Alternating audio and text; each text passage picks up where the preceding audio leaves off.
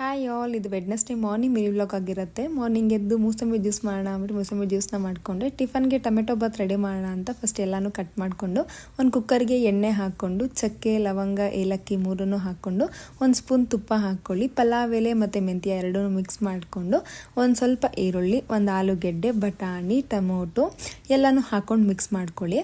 ಸ್ವಲ್ಪ ಮಿಕ್ಸ್ ಆದಮೇಲೆ ಇದಕ್ಕೆ ಉಪ್ಪು ಹಾಕಿ, ಶುಂಠಿ ಬೆಳ್ಳುಳ್ಳಿ ಪೇಸ್ಟ್ ಹಾಕಿ, ಟೊಮೆಟೊ ಹಾಕಿ ಸ್ವಲ್ಪ ಬಾಡಿಸ್ಕೊಳ್ಳಿ.